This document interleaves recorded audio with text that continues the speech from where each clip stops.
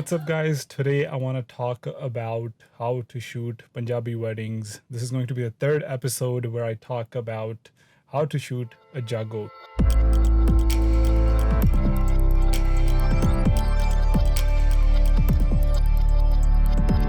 So a Jago is usually, like a pre-wedding party, as I mentioned in the last video. I don't really know how it makes sense culturally, but every kind of Punjabi wedding has a Jago night. It's like the night before of the wedding. There will be difficulties. Like the first time I shot a Jago, it was quite hard for me to even grasp upon all those things that were happening. And so today I just want to go over a little bit of this and that, and just go over a lot of the things that might happen during a Jago. And Jago usually also includes lady sangeet program prior to all the dancing and stuff. So in the Western world, you will need these kind of pro tips. So the first thing you should be doing every single time you go to a shoot, obviously, is to go there half an hour early. This isn't to say that Punjabi people are always going to be on time, but you as a photographer or a filmmaker should always be there 30 minutes to an hour earlier, just so that you can set up the lights, you can see how the place is, and set up everything however you like it to be. And you kind of get a better sense out of what this hall is, what the location is, and how to shoot it. So once your step one is done, your setup complete, everything is done. Again, I'm going to focus on getting those detail shots. It can be detail shots of outside of the hall, or it can be detail shots of, small decorations that are inside of the hall. So these will really help you in the finalizing of this whole, like a continuous video, or even the highlights. It's kind of a good way to, smooth into the whole footage from that Jago night, instead of just, having random clips of Jago without any context. So take some shots of decorations, the hall, the location, have a drone shot in there, and these things will boost your whole video up to a much higher level. All right, so number 2 was decorations and just creating a context to your whole video. Number 3 would definitely be something like the entrance of parents. So you want to make sure that when parents, the family members are coming in, you are covering those. These won't make the cut for highlights. So for continuous video, this will be, your time to shine and just record everything. And the same time, if you have 2-3 shooters, you can also have one of them go eat or take a break, or just make sure that everything is ready to and perfect and fine to go. And then that one person, when they are done eating or whatever, they can take shots of family members just chilling and having a good time. So once all the guests are basically coming in, I think the next thing is going to be the lady sangeet. So a lot of ladies, obviously, they're going to sit down on the stage and they will be given microphones by the DJ and stuff, and they'll be singing these verses or these songs that are very close to Punjabi culture. For the guys side, I think they have their own, and then for girl side, they have their own kind of songs. So they'll do their singing, and for you, the job is to shoot continuous video of all those songs, because most of the times these women are actually family members, and this kind of makes this whole shooting experience or this whole event a lot more valuable, because family members are singing and they're involved. So how do you shoot this whole thing without actually, messing up and getting the best quality? So number one thing would be have a camera on a tripod, and you're shooting at probably f5 to f6. So you make sure everyone is kind of in focus. You should keep your camera lens from about 24 millimeters to, let's say, 30 millimeters. You can zoom in. If you have a zoom lens, you can zoom in a bit here and there to like 45, 50 to just get some close-up shots of whoever is singing. So talking about close-ups, I think that you should always have another tripod. I most likely go with a prime lens, something like an 85 or a 55 millimeter, shooting at 1.8. So I get some bokeh in the back, and also at the same time, it kind of just gives my videos a much better look, and it just looks a lot more professional. And since all those phones and iPhones and Androids, they can do some crazy work on photos, people kind of expect you to make some professional films, and this is where you can shine and make your money worth it. These are 2 ways you can actually cover the video segment of this. One way to capture the audio for this, because audio is going to be really important in this, is you can have an external audio recorder that's sitting by the DJ, and you have it plugged into their outputs.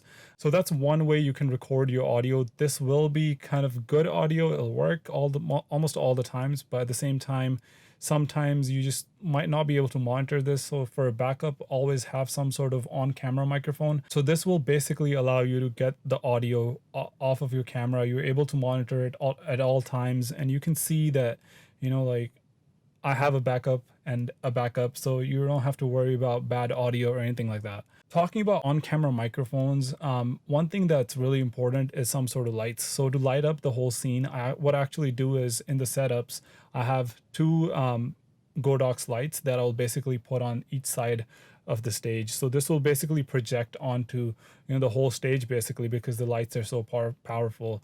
You can also use the aperture lights, but I find them really over expensive and overkill. These lights from Godox are really nice. They basically come for like 150 around that range, and they can light up your whole scene. Even if the DJ or the vendors decide to turn off the lights, this basically picks up the light, and you kind of get sharper image because you don't have to bump up the ISO anymore. So I always have those lights up, but just in case that there's something happening away from the stage, and you're basically not going to carry your light stand and your lights and everything all the way to the back and the front. We don't have people here that will carry the lights everywhere, so you need someone to always have a light on them. So what I like to do is I will always have a light on top of my camera. So even though the light is right on top of the camera and you're basically getting a flat lighting on every single thing that you're shooting, you are still getting sharper and much brighter images than you would be if you just turn it off. So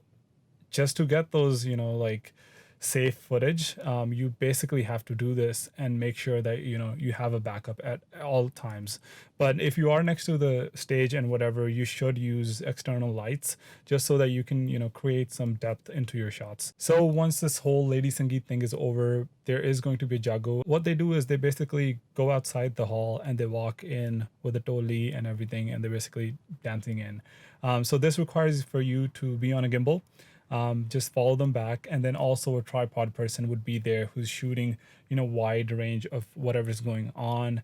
They're kind of capturing the whole event. If you have another camera, you can put it on a prime, just put it on somewhere safe that's capturing like backup everything. I wouldn't rely on this footage by any means, but it's just another angle that you can use in the later times when you are editing. So basically they're gonna walk in and they're gonna start dancing. So the tripod person can obviously pick up the camera, move back, and shoot all these things. But one thing that we have to remember is every single time the tripod is picked up and placed somewhere else, the footage is going to be shaky and not usable. So you're missing all those moments. And when you are editing, those things can really add up and just cause a headache to the editor. So to get rid of that, first of all, you should always have a person on the gimbal who's shooting continuous. You should never shoot just for highlights, because you are creating continuous and highlights videos. Highlights may have a couple of clips from here and there, but your continuous is going to be, a 3 to 4 hour long video just of this Jago night. So to cover the whole thing, you got to make sure that you have continuous video. And so just when you are following people and stuff, you just make sure that you have kind of just continuous footage of the whole thing without it being shaky or without doing some insane camera tricks or anything like that. Just keep it safe, keep it simple. And this event is usually one of the easiest events throughout the whole. So another thing that you can do is obviously have some sort of dolly, add wheels to your tripod. So whenever someone is using the tripod, they are able to, just use it slowly, and they can, follow it and they can roll it around. And it's just not as shaky as picking up the tripod, placing it somewhere else, and doing the thing over and over again. Oh, so once they walk in and everything, they're basically going to start dancing.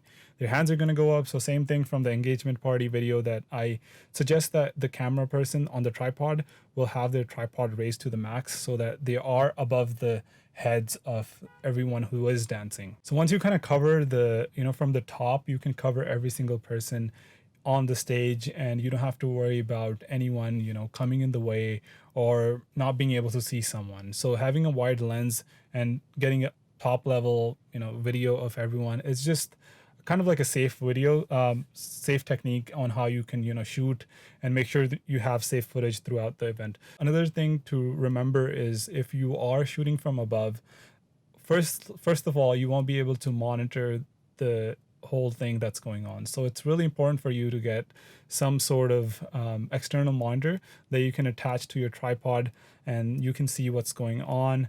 And you basically are monitoring that footage, but from like your level, instead of looking up at the camera and trying to figure out if it's in focus, if what I'm recording is good and going fine, if it's even recording at all. So all these things do matter, and just having a external monitor that you can watch your footage on without actually giving your neck pain is really important and really nifty when you're shooting these kind of things. Another thing that people I've seen do is they'll get on top of the stage. As I did mention in the engagement video, because of the DJs, they can go really high in bass and stuff. Sometimes what happens is the stage starts shaking, so all of a sudden you have like shaky footage, and it's not as big of a shake that you'll see it in the camera monitor. But once you do import that footage into your actual computer and you look at a monitor, you're like, well, what's going on? My whole footage is kind of ruined. So this can happen, but if you have an external monitor on hand, that also kind of gets rid of this problem. If something like that is happening, you can kind of identify it at the spot, and you don't have like 2 hours of footage that's just completely garbage. An external camera that's just sitting there recording for backup will really save your whole footage sometimes, because something may go wrong, your batteries may go out, or something just messes up, and you kind of need a backup at all times. So once all the things are over, just make sure that you get some close family dancing and stuff. Same thing as the engagements I've mentioned before. You just kind of gotta record those moments with a wide lens. Maybe the one of the cinematographers can go in with like a 14 millimeter. That's what I kind of do. I just go in super close to the people dancing. I'll go inside the dance floor, obviously, with a gimbal, or even handheld. Actually, at 14 millimeter is pretty stabilized. You don't have to do much to stabilize that wide of a footage. You can be super close. You get like an isolated version of everyone dancing and singular things. So that kind of adds value to your video as well. So once everything is over, they might have some family photos or stuff like that. So that's usually my pack up line, is because it's kind of hard to tell people to stop dancing, but there is a cutoff time for filmmakers and photographers. So you need to make sure that you pack up and you get home so that you can get ready for the next day, and you can back up all the footage and all those things. But to do that, you need to get the hell out of there. So to do that, you have to kind of be nice about this whole thing, and also just push the couple, or push the groom or the bride or their families into just saying that, okay, this is it, we're going to be leaving. But a good way to end this would be, hey, let's take some group shots. So you have some group shots, and photographers will obviously love you for this, because now you have some group shots, you have some video that ends the whole thing, and it kind of showcases everyone who was at the event. And families actually do love this, because they love group shots. They want to know and remember who was at the event, and it's just long lasting memories. So you take some group shots with a tripod, take some movements with a gimbal, etc., and then you basically pack up everything. Make sure everything is clean and good to go. Take out your batteries that are dead, put them on side, pack up, get home, and you basically are done at this point. Go home, back up your stuff, and that's about it. Like, that's all Jago is. I know it took a while to explain everything, but once you start shooting these over and over again, it kind of becomes easier by the day. It's not as complicated as it may seem, but it's just how complicated you want to make it. So this was video number 3 on how you can actually shoot Jagos in a Punjabi wedding. So in the next video, we'll cover what happens, at the groom and the bride's prep in the morning. So you got to shoot those as well. That's going to be early morning thing. And then we're going to the Gurdwara, and there's going to be milni and breakfast. Those things will happen, and then obviously the wedding inside the main hall, and then we'll come out for lunch, and then it will be doli and paniwana and stuff. So those cultural activities will happen. So I'll cut those down into 2 different videos. I yet have to decide how I want to split those up, but that's the plan. And after that, obviously it's going to be a reception, and that point we'll be done with how you can shoot whole Punjabi wedding. This will be like a grand Punjabi wedding, because there's so many events. But that's kind of normal for every single Punjabi wedding. They do have so many events, and it kind of takes a lot out of photographers and cinematographers, because they're not used to having so many events back to back, backing up, editing, especially if you're making a next day highlight or something. It's a big headache.